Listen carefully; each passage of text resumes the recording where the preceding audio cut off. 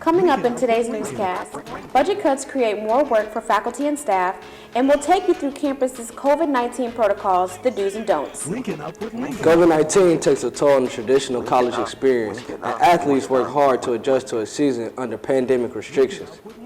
Football struggles to move forward during a season like no other, and students prepare for midterms followed by spring break. Linkin Up with Linkin.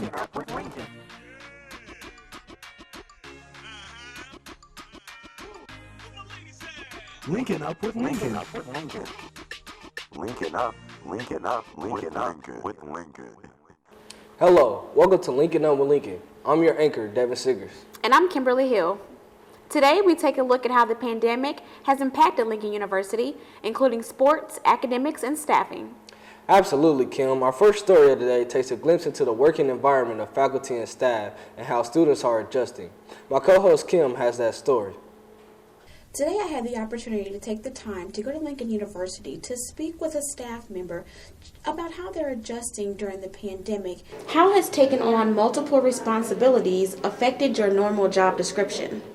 It's really just stressed it, really, because I have to manage my time a little better because I have more things to do and more things to work on top of meeting with students and trying to get them in my office hours, keeping everybody up to date and stuff, because I still got to communicate with my co-workers, students, my boss, so it's just all about the time really and how I work that out.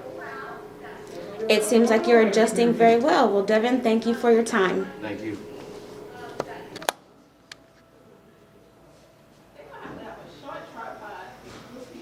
Great job, Blue Tigers. It seems as though you're maneuvering very well through the pandemic. Thanks for that story, Kim.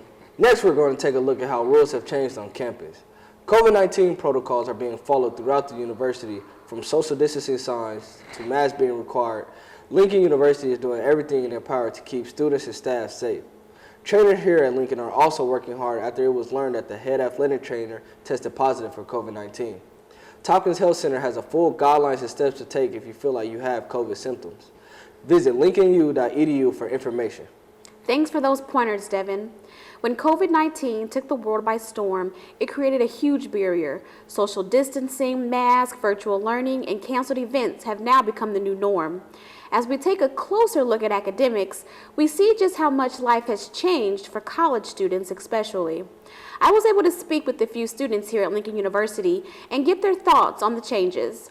One student said, social distancing helps to protect us from potentially catching COVID, and I am glad that this requirement is in place. Another said, I feel like wearing a mask all the time can be challenging, but if this means I help prevent the spread of the virus, I'll do whatever it takes. Another Lincolnite said, not being able to do normal activities with my friends is hard. This is a huge part of the college experience, being social. I do encourage my friends to wear their mask anytime we get together or are around a larger crowd. Being safe is important. Those are some of the thoughts of our fellow classmates who are navigating a once-in-a-lifetime pandemic. And Kim, athletes are having some of those same experiences. College sports have changed drastically in many ways due to COVID-19, especially here at Lincoln. Here's Kiescence Collins with more on that story.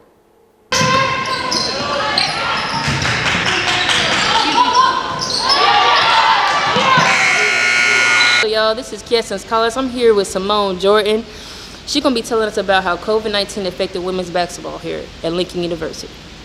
Hey y'all, well, COVID messed up a lot of things for us. It messed up our team bonding and everything. The way we practiced at the beginning of the season, we were split up in two groups. We could not mix into the other group.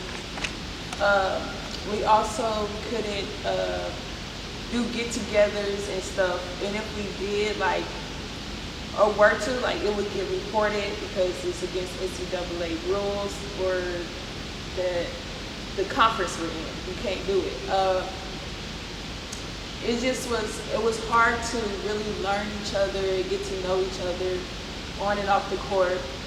It took us a long time to get used to each other and how we played.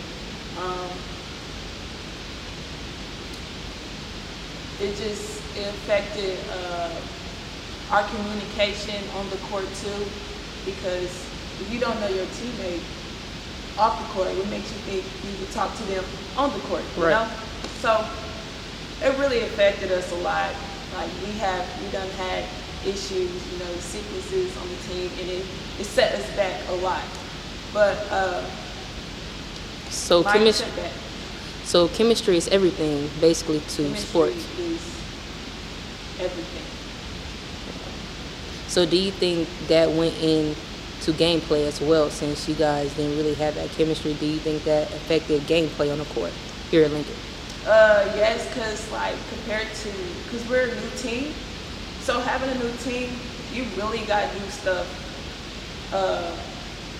off the court too, because nobody knew each other. Like we were all very new to each other compared to other teams we have played against that our older team. They've been playing with each other for years, so you can really see that chemistry that's old and a chemistry that's new. Like you can see the different way that those two teams play, and it really affects us a lot. It does. So you heard it from Simone Jordan that chemistry is the key factor to winning basketball games. Thank you, Simone. Welcome. Thanks for that story, Quiescence. As we make our way through daily life during this horrible pandemic, many activities in sports, such as football, have changed drastically. Here's Devin Siggers with more on the changes in the football program due to COVID-19. Many activities in sports have drastically been affected by COVID-19, and one of these sports that has drastically been affected is football. We talked with the head coach of the Lincoln University football team about the challenges and adversity COVID-19 has presented them with. So, what problems has COVID-19 caused football this year? Just in the aspect of just not being able to do everything as a team that you would normally have to do, have the opportunities doing in the past. Other than being on the practice field, you can't lift weights together. You can't meet together. You can't do things as a unit like you would have done in the past, which creates a whole lot more challenges as far as being able to schedule things to get done. Days are longer.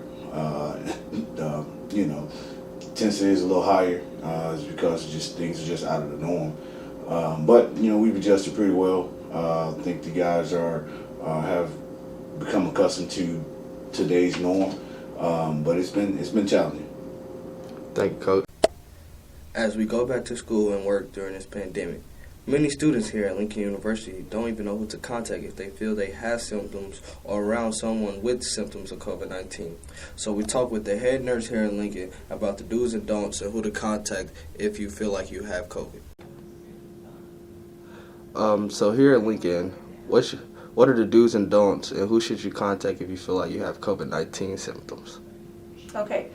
So if you have any kind of symptoms that are related to like what you would normally experience if you had a cold, even allergy type symptoms, any kind of symptoms like that, we'd want you to contact. Don't come to the health center, but call us and talk to either Nurse Kirby or myself. And we will kind of take your information down over the phone and then instruct you in what to do next. So based on what you tell us, we may have you go ahead and set up an appointment, but if we think you need to have COVID testing done, then we will instruct you on when to come and where to go, because we don't bring people who are symptomatic potentially for COVID into the main lobby with everyone else. So we have a separate entrance to bring you in for testing on that, and we kind of plan ahead so that we're prepared ourselves as well. Those symptoms would include things like cough, a new cough that you don't normally have. Now I have asthma, so sometimes when my asthma flares up, coughing is part of that, but that's normal for me. So I'd be looking for something that's abnormal. Runny nose, congestion, headache, shortness of breath, feeling like maybe normally I can walk up that hill without too much trouble, but today I feel like I can't make it up the hill without passing out. Those are kind of symptoms that you want to think about. There has been some nausea and vomiting with some people, but the big one is loss of taste and smell, and that one doesn't happen to everybody. It's only about 20% of the cases, but if you have that particular symptom, there's a very high chance that you have COVID. So that's one that you definitely want to not, even if it just is weird. For some people, they don't lose all of their taste and smell. Sometimes it's just very weird to them. So that's kind of the procedure for if you feel symptomatic, and what you would need to do for that. As far as just what you need to do on campus, obviously we want to continue to wear our masks, even though it is low, the transmission rates are low, and our cases on campus are even low. We just want to kind of keep that extra barrier going for a little bit longer to make sure that we get past the virus. We still have to be concerned about all the variants that are going around. So you want to continue wearing your mask. You want to continue to social distance. Just get in a habit of kind of stepping back a little bit and kind of talking from a little bit of a distance. If you do feel sick, don't go out, don't go to class, just call the health center, let them know, but don't be around other people. Isolate yourself immediately and give yourself a chance to kind of stay away from other people so that you can call and check and be tested first. If you get tested, we do have the test on campus now. They're rapid tests. You don't have to necessarily quarantine for several days to wait and see if you have it or not, because you'll know in 15 minutes. Originally, we had to wait a couple days and sometimes even more than that to get the test results back because we were doing a different kind of test off campus. But that all has kind of gone away since we have these rapid tests and we can do it, and we usually know within 15 minutes. So just because I think there was some resistance in the past to come in and tell us that you weren't feeling well because nobody wanted to go quarantine for 2 or 3 days when they probably didn't have it, but that's not the case anymore. So we definitely encourage everybody to come in. Okay, thank you. Mm-hmm. As the first 8 weeks of the semester are coming to an end, many students are preparing for spring break. The question is, will those students be taking precautions? We have Aaron Spencer on campus with that story. With the weekend being the official start of spring break, many students wonder, what's next? Many remember last year's spring break was the beginning of a whole new experience, and students were moved to virtual learning after their break. A year later, we caught up with students to see what their plans for spring break were and how they're taking safety precautions. Me and a few of my friends are going up to Branson. We are still going to be taking cautions because we are in a pandemic still. So we will be practicing social distancing and wearing our masks. Even staff members had some advice for students who did have plans for traveling for spring break. Some advice that I would give students for spring break would be for students to use the precautions that you would use on campus or at home. Continue to wear your mask when in public. Continue to wash your hands. Continue to sanitize and disinfect everything that you come in contact with, as well as do not gather in large groups. We hope students are able to return this time and finish up the last 8 weeks on campus. With Linkin Up with Lincoln, this is Aaron Spencer.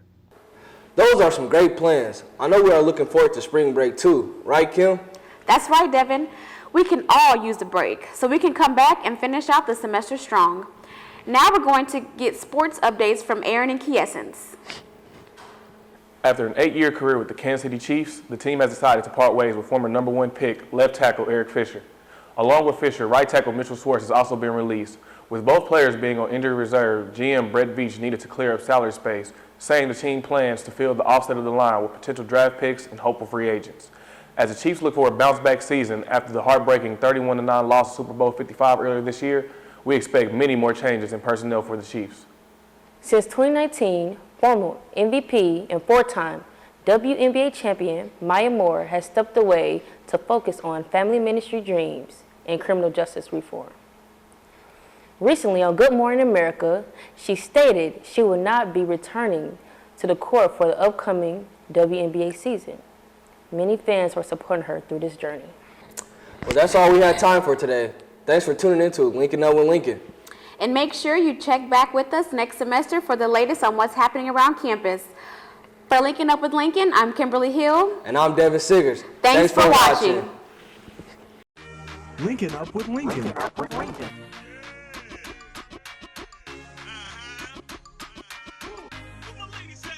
Linkin Up, Linkin Up with Lincoln.